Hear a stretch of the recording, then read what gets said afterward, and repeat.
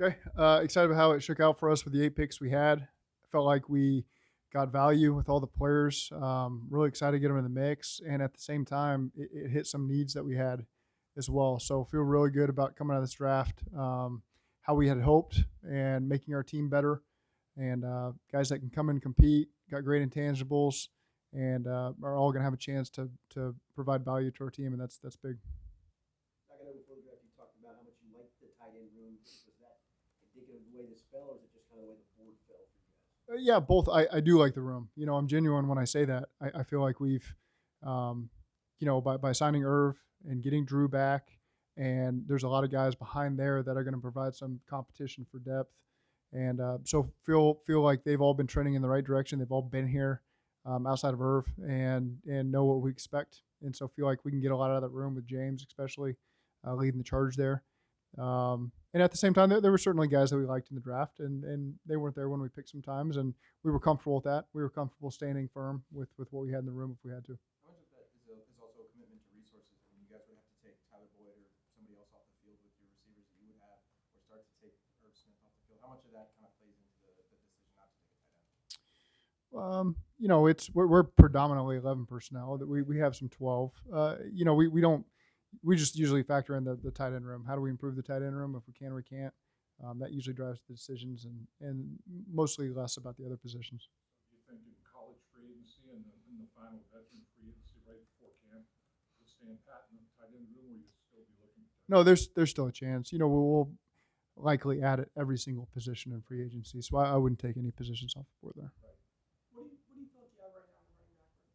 I feel like you got a good mixture of guys. We got three known quantities there with Mixon, Travion, and Chris, and they all know the expectations there. And now you get a chance to add another one, Chase, to the mix. Just tremendous college career, 2 years over 1,000 yards. Almost led the NCAA in rushing this year. Just came up shy. So again, he's carried the load for those guys. We feel like he's got great vision and balance as a runner and patience, and so I like what he's going to bring to the room as well. And then we'll just see how it all shakes out from there. What's next with Mixon? I know there's a lot of conversation about what might happen with him. There's talks that you all had at the combine about maybe what kind of reference. We'll kind of see how things go. What's next, and kind of evaluating his future here with the team. Yeah, his future's here with the team. I mean, I like Joe Mixon. Guys added a lot of speed, a lot of mid 4.5 times. I think with most guys you got. I mean, is this one of the fastest teams you ever coached? Just in general, it's pretty fast class. Yeah, and I don't think we set out to say let's go get the fastest players. I think that's just the players that were there that we had graded high happened to be really fast, and that's great. That shook out that way. You can never go wrong adding that kind of speed at all positions, even positions typically, where that's not talked about as much. And so, feel really good about where we're at. You're not saying that with Brad Robbins, he brings something that you guys haven't had here in a while. What did you like about that pick, bringing him in, have competition? Yeah, Darren obviously has studied these guys in depth. Really liked Brad. Has been up there, seen him work out. Watched all the tape, and the hang time's really good. He's played in cold weather. He's played in big games. So I like all that stuff that he brings to the table, and it'll be great competition with Drew, and we'll see how it shakes out. Back to the running back room, you lose P-Ron, obviously. Do you see Mixon playing the same role this year? You also have some third down snaps open. How do you kind of, with some snaps open, see that change? I think we'll just see how it shakes out. I'm not going to say anything set in stone. Again, I like Joe Mixon as our starting running back, and we get him the ball a lot of different ways. Just because Samaje played more on third down than he didn't mean that his production really wavered. We're still going to throw him the football and hand him the football, and now you get a chance to see where these three other guys, now they're going to get more opportunities. Travion, we re-signed him for a reason. I feel like he's improved every single year that he's been here, all 4 years, and that's why we brought him back for an opportunity for more growth now that Samaje's gone. And Chris Evans, going into another year for him, he's got to continue to improve. And then you add Chase, who's been a really productive college back that we really liked. And so we'll see how it all shakes out from a playing time, from a role standpoint. But I think we got a good mixture of guys in there. Zach, you've mentioned character throughout your tenure here, especially the last couple of years. But how important is it for these young players not only to have character but have the ability to assimilate, process, and get up to speed quickly? I think it gives them their best chance to survive here, because there's so much talent here in the building, and so if you stick out in a poor way, it's going to be tough to make the team, and contribute. And but these guys all fit in. These guys all check those boxes. They're all going to have a chance to compete. We'll welcome everybody into the locker room, regardless of who it is. But I think these guys are really going to fit in well with the different position groups that they're part of. What does Charlie Jones bring to the Say that again. What does Charlie bring to the team? I think he's got value at all three spots at receiver. He can challenge for the punt return job as well. Extremely productive. I've always been a big fan of that system. Jeff Brom. That you see a lot of NFL concepts there. So you see guys do a lot of different things. It's not just guys line up outside the numbers and run three routes. You got to see Charlie do a lot. They try to get him the ball every which way they could. So 100 something catches and however many targets. Some of them are uncontested, some of them are contested. The guy competes, and I think that he'll provide value at all three spots in the receiver room. I think it's really good competition for guys that are lined up behind our three starters. And so, again, I like the intangibles that he brings to the table as well. Zach, one of the other major questions coming in the draft from outside was, if you guys were going to draft a tackle, and what would that mean for Jonah and the future there? I know you have other options at right tackle that you're happy with, and obviously you guys not taking one means something. So as it stands, is the plan for Jonah to be the starting right tackle in the upcoming season? Yeah, Jackson has an opportunity there as well. So Jonah's a valued member of this franchise, and we're extremely happy to have him. He is transitioning over to right tackle. I'm excited about that. And Jackson, again, has continued to grow in his time here, and he has an opportunity to compete as well. And with Jonah being out because of the surgery, it's Jackson's going to be the guy that's going to get the first opportunity there. He's healthy and able, and so excited to see what the competition looks like over there. The fact that the guy who seemed to come out of this thing, the phase that came out of it really well with special teams, not just the punter, but kind of all the way around with the speed.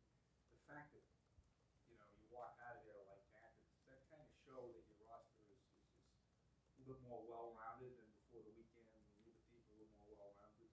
I just think we've done a good job of adding the guys, whether it be in free agency or developing the roster the way it's been, to where you feel like you've got all your bases covered at all the positions, and so now you can add guys that fit you, sometimes in teams roles initially before they contribute in other areas, and that's a good thing. That's a great way to develop guys, is get them in the mix there on special teams, and as they start to grow more comfortable on offense or defense before their role expands there. A lot of great players that have come through here started more in those roles and then expanded to starting roles on offense or defense, and so I think that's been a luxury for us to have, how the roster is built, that we're able to add guys that give us value in a lot of different areas. And special teams, I feel like was hit in a very positive way in this draft, and that's good for the makeup of our team. What do you hoping happens with backup quarterback right now? Brandon's currently on Simon with y'all, linked to a few. What do you want to see out of that backup quarterback spot moving forward? Yeah. I think it speaks to Jake Browning, number one, that we feel like he's continued to grow. And so, he's the second guy in the room right now. I do think there's veterans out there, Brandon Allen being one of them, that are guys that we'll continue to talk to. Can you tell us a little bit about DJ Ivy? There's not a whole lot out on him. Yeah, DJ's a guy we got to know in the pre-draft process. He came through here on a top 30 visit. So, again, he's got good measurables, and was a starter this year in Miami down there. So we feel like in the 7th round that provided good value for us. We got to know him as he came through the building. Really liked what he was about, and so we felt like there in the 7th round that was a good fit for us. You said that when you looked at depth at receiver, you looked for guys with an elite trait or a few elite traits. Kind of why is that your approach, and what do Yeshovis and Jones bring? I'm sorry, can you say that one? I was You said distracted. when you had depth at wide receiver, you looked for Yeah. guys with an elite trait, maybe can do one thing extremely well and then continue to develop. What do you feel like Yeshovis and Jones bring? That they contribute in the short term in a way, and then obviously grow past that. I'll start with Charlie. I think Charlie has shown the flexibility to play a lot of different positions. They try to get him the ball. And so oftentimes when you're trying to get your best player the ball, you move him around. And I wouldn't say he majored in the slot necessarily. He majored more outside, but he'd be in a reduced split on the backside of a single man concept over there. And there were times he moved in the slot. He runs the whole route tree. You get a chance to see everything from him. So it's easy to visualize how he fits I was really impressed with how he comes off the ball and how he sets his routes and, can put the DB in a bind with some of the subtle technique stuff. I think that shows advanced knowledge by him of just understanding. He's got great contested catch ability. And he's shown the ability to run away from some people too. He can break a tackle and run. And like I said, he was targeted a lot. With Andre, you can see pretty rare traits. He's got great body type, great size, great speed. I think his acceleration really stands out to me. Maybe that's the heptathlete. I don't know much about the heptathlon, but I'm learning. And I saw him throwing the disc or something, so that's part of it now that I know. But I think you can really see the acceleration and the traits there, and so that's good to come in there and compete at the receiver position and see what he can do for us at this level. Seems like over the years, the speed of college football has increased so much. I mean, strength and conditioning coaches, nutritionists, I mean, the guys are just bigger, faster, stronger. The whole league, the whole NFL. You didn't see those Nebraska teams back in the early 2000s. We were big too. The whole NFL is faster, though. I mean, it's like you definitely increased your team speed, but overall, I mean, how much faster is the league overall in the last 10 or 15 years? That's a very tough question. I don't know how I can measure that. I agree. It just seems like the level of athlete.